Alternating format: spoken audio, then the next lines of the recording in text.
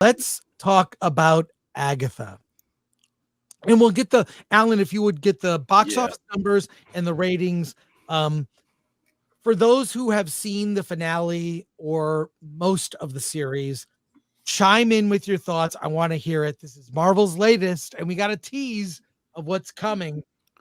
What were your thoughts on Agatha? And we're about to see Dune Prophecy, another show centered on space witches. In fact, I'll say this, a little tease for next week. I've seen the first 2 episodes of Dune Prophecy. The word acolyte is used in both episodes. I know. Dante, you've seen it all, right? Properly, though, right, Chris? This has been the year of the witch. Yes, properly using it as a term. But I'll say I have the first 4 episodes. I'll talk about it. I can't talk about it till next week. And the first episode, I think, is the 17th. So is it HBO? Is it worthy of HBO? I'm 2 episodes in. I'll just say wait and see. Though I'll say this, the opening 5 minutes is jaw-dropping because we get a glimpse of what they call the machine war. Ooh, the Butlerian Jihad. Correct. So you see that actually. And then 100 years after that is when the story begins, which is 10,000 years previous to the coming of Paul Atreides. But that's a conversation for another time. Agatha, who wants to go first? Just jump in. I'll start, man. I'm gonna say something really controversial. I didn't hate it. Oh, I mean, what? I didn't hate it. I was going to say something similar. I thought you were going to hate it. And no, I mean, see, that's the thing. It's like I went into this thinking, oh, I am going to destroy this show because it's going to be ass. But no, surprisingly, look, don't get me wrong. It's not a good show. Let me be very clear about that. Not recommending it. Not a great show. The thing about it, though, is the writing was solid enough for a Halloween themed show. Yeah. Right? Like if you took the MCU out of it, it was a show about witches, right? And look, regardless of how you feel about Disney and the message, the actresses, they did their job, man. Catherine Hahn killed it. I mean, look, say what you want to, she was over the top. Yes, she was supposed to be over the top. I thought she did a great job. I thought the other women did a great job, Patti LuPone and the other women. Aubrey Plaza, not so much. I think she was the weakest part of the show. Mm-hmm. I think, and it's weird for me to say that because I love Aubrey Plaza. I think she was the worst part of the show. I think that her range is not there at all, especially to play a character like Death, right, from Marvel. Thanos' love interest. Yeah, she's not. The range wasn't there. Isn't gonna happen. No Ryan Reynolds Deadpool. No, and that's fine. And I get that, but she just didn't do a good job to me. Right, like the moments where she should have been more serious, she was goofy. The time she should have been a little bit more goofy, she was serious. It just nothing worked with her. But overall, honestly, I didn't hate the show. I went in every episode thinking, okay, this is going to be the worst. It wasn't the worst. It wasn't great, but it was a watchable show. Somewhere in there was a show. Somewhere in there was the there was a show. Catherine Hahn. I'm biased. I like Catherine Hahn Wood. She had a couple of scenes. I was like, damn, if everything before and after it didn't count, that was some actual acting from her. Like, and there's some real good setups. But yeah, it's mired in all the things that the MCU is mired in. But somewhere in there was a real actual show. And yeah, it's just not offensive. I can't. And it was very contrived in a way of, every episode was about getting from one place to another, I get that, but the journey was not a hard journey to go on. It wasn't. Seen so much worse. That's the thing. That's the problem. I've seen so much worse. Yes, and I felt like they handled it fine. Yeah, the last episode was basically one big epilogue. Can we spoil it, Chris? Does anyone really care? Like, we find out the whole time that it's Wiccan. Let's ask the chat. I don't think anyone cares. The whole honestly, part of that. I don't think anyone cares. So yeah, I mean, it was just one big epilogue, basically. The last episode. Well, the whole series, really. Yeah, the whole series, we find out that there is no Witch's Road. The Witch's Road and the whole stupid song that they play a billion times is a grift that Agatha and her son came up with to lure witches in and then take their power for various specific reasons, which we could talk about that. There's a reason Death is so infatuated with her. She's good for business. And then that got turned into something. Wiccan made it real because he has Scarlet Witch's power, even though they really don't explain how the hell his spirit... It's convoluted, as Duncan It said. really is. By the way, what not is offensive. Scarlet Witch's powers? She has Scarlet hex Witch, magic, which you can alter witch reality. magic, yeah. Yeah, she can... Yeah. There you go. I mean, I will say this: Jack Schaefer, she is better with characters in isolation than she is with integrating them with plot. Because the penultimate episode with the whole tarot game was actually really well structured, and really empathetic. The epilogue aspect with Agatha and how she encounters death for the first time while she's giving birth, that was really well formatted and done and well. It just seems like her skill set is not really into the sci-fi fantasy aspect of things, and it's more into the relationship parts of things. And I think that's why, I mean, she's technically, I think she's credited with writing probably the best line the MCU has had on their Disney Plus series, which is basically saying, what is grief if not love trying to survive? Which was from WandaVision, which is what she show ran. She has talent, but I just don't know if it's her, if there's a distance between the subject matter that she's drawing from and what she's trying to do, or if there is Disney interference, because Disney is very, very controlling of all their shows. Does she have talent, and is she just trying to reconcile what she can do within the parameters that Disney has set forth for her? We have two shows that each showed a lot of potential, but did not stick their landings. It did not really have that wow factor to it with WandaVision and Agatha All Along. Did you pick up the whole point, though? That wasn't the first time she met Death. They had already been in a relationship. Right, she got pregnant. Yeah. Right. So we all get the idea that the reason the son was alive, even though we saw him coughing the whole time, was that she was sacrificing when she was taking the powers of witches. They were dying, and Death was very happy. And the moment the son said, I don't want to kill witches today, Mommy, we'll do it tomorrow, Death came and took the son. Yeah, it was very obvious. And it worked because that was her motivation. Well, it wasn't obvious because I said that several people, they didn't pick up on that. But really? The whole point of this was that Death and her, everything that was given to Thanos and Deadpool is now between Agatha and Death. Yeah. That infatuation. And also, I'm going to say the show wasn't all that woke, right? Like I'm watching it, and normally, like my antennas are up when that kind of stuff is on screen. Mm-hmm. It wasn't all that woke. Yeah, he was gay, but it wasn't like that was the point of the show. So I feel like their promos, it doesn't do them any favors. These things they do on the red carpet doesn't do them any favors, man, because the show wasn't even all that woke. Was it the gayest Marvel series?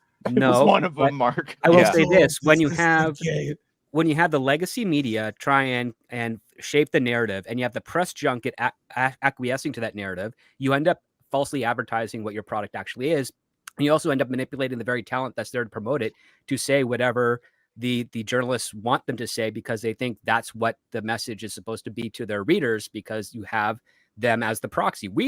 Here I am, a journalist, on behalf of my readers. Is this the gayest show ever? Oh, well, that's clearly a loaded question. Obviously, I'm going to capitulate and say, yes, of course, that's what I signed up for. Hopefully appeasing to the audience, which I am being relayed to through subtext by this journalist. Completely divorced from the idea of, like, I don't even know. I just wanted to play Death. Like that would have been a better answer. Or I want to play this interesting character who I'm not going to spoil, so you have to watch the show. Talk about the product, not about the agenda.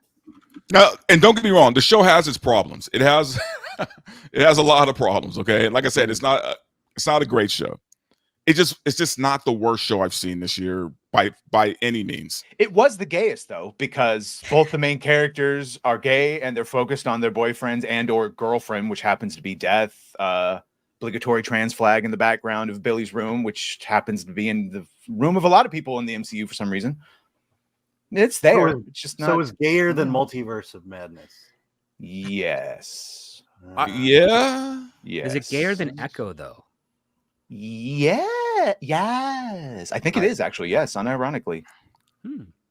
Is Young Avengers a thing up still? As the evil witch, for fuck's sake. It is quite. Yes. Gay.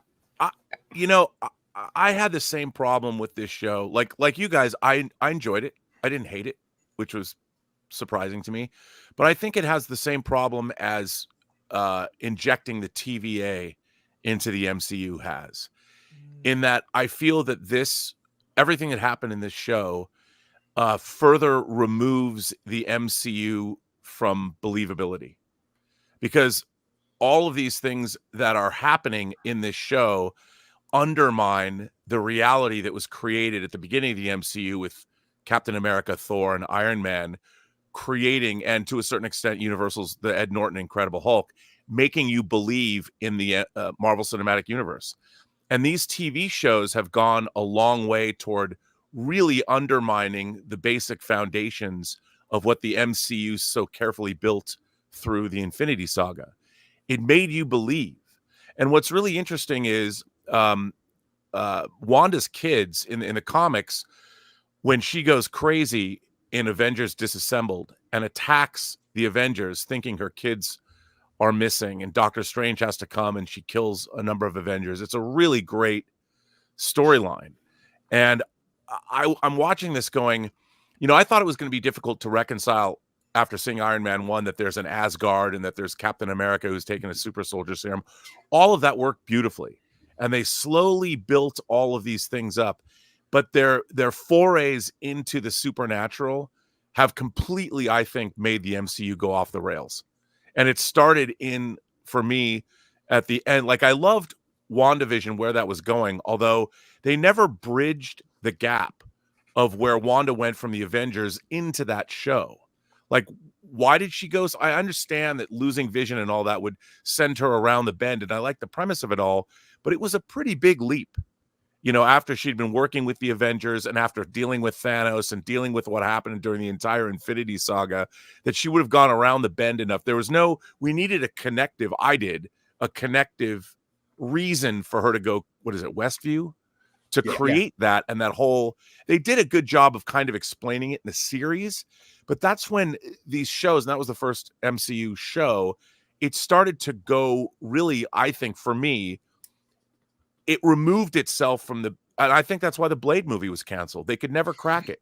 They could never give us, how is there a super society or super secret society of vampires that have existed, and why did we not know about them? Robert, Doctor Strange not showing up was the first red flag to me, and that's the one we found. Kevin said we didn't want another white guy to show up and like steal her agency or whatever. But he's Doctor Strange, and that's what happened in Avengers Disassembled.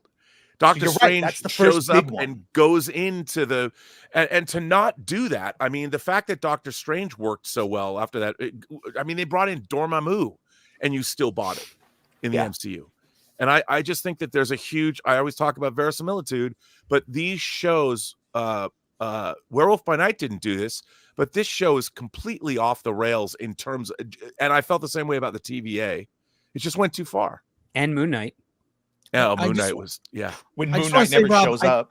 Rob, I think it's Dormammu, like Kamala or Kamala. Oh, I've always said Dormammu. It's Dormammu. For the chat, I often agree with Rob. We are very aligned on a lot of views with stuff, but I did not like Agatha. I thought it was subpar at best. But it doesn't derail lore in the same way that Acolyte did. I don't know that it does damage. Just ignore it and you're fine. But the fact that it seems they've set up Wiccan is going to bring in Young Avengers, and we're going to see a Secret War. Secret Wars is going to be like an all hands on deck.